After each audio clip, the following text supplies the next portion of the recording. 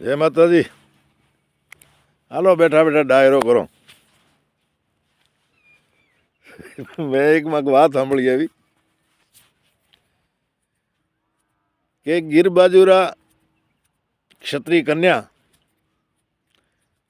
પણ જૂનો કોઈ હગો હશે જોગ સંજોગ હું રાજસ્થાનમાં લગ્ન થયા.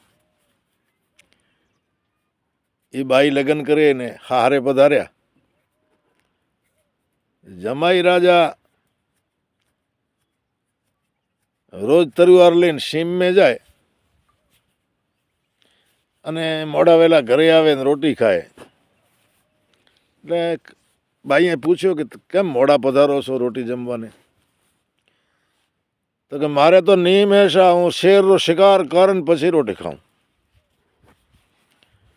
બાઈ વિચાર કર્યો કે રાજસ્થાનમાં સિંહ કેથું આયા એ ઠાકર હાકે રહ્યા, પણ હવે સંસ્કારી બાઈ કન્યા હતા એ વાત નહીં ભોંગાય તો નહીં. પણ બાઈ વિચાર કર્યો કે ડાલા મથા તો મેં જોયા છે અને શિકારે કર્યા છે મારે ભાઈએ મારે માવતરે, કારણ કે ગીરમાં નજીક મારો ગામ છે, પિયર છે. પણ વાંધો નહીં, હવે વાત તો કપાય નહીં. પ્રતિવતા આ ભાઈ હતા.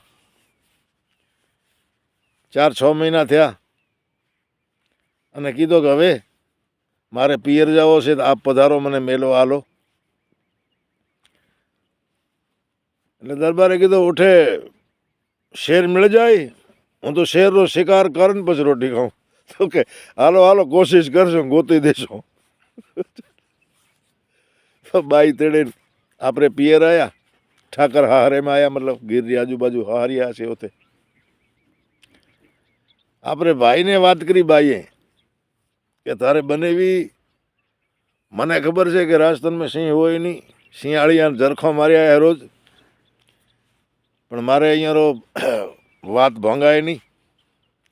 તે મોચડો ગોઠવી દો અને બેહાળોમાં તો સાચો સિંહ જોઈએ પછી શિકાર કરવાનો ભૂલી જાય. હાળો બનેવી ભેળા થયા. એટલે હાળે કીધું કે બનેવી સાહેબ ભોજન મેં નહીં કરું શા, હું તો શેરનો શિકાર કરીને પછી કરું. તો કે તો હાલો મોચડો ગોઠવ્યો છે, માથે બેઠા રહો તમે. માથે બેહાડ્યા ભાઈ. અમે એક વડ હતો, એ વડમાં એક હિંચકો બાંધ્યો અને એમાં હાળો અને એમના બેનબા બે બેઠા. પણ બનેવી સાહેબને ખબર ન પડે એમ. બનેવીને કીધું તમે બેઠા રહેજો, તીર કે જે લઈને બેઠા હોય બંદૂક કે, અને સિંહ આવશે પાણી પીવા. પણ સાહેબ કહે છે કે મધરાતરો ગજર ભાંગ્યો અને પંખી ટીટોડે ટેં બોલવા માંડી અને ઉંબાડ જેવી આંખે દેખોણે સિંહરે. બનેવી સાહેબ ઘા તો કર્યો પૂરો, પણ મારી ત્રાપ ભાઈ એ માચડા ઉપર. પણ આ તો હારો થયો, બેનભાઈ બે બેઠા હતા. નખે તલવારનો ઝાટકો, સિંહને ઢાળી દીધો. બનેવી સાહેબને નિશા ઉતાર્યા, પણ અઢીવટો લગભગ બગડી ગયો હતો.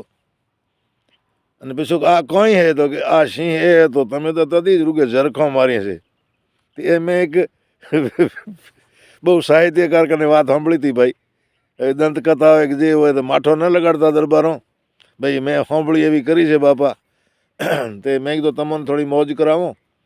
તો જય માતાજી.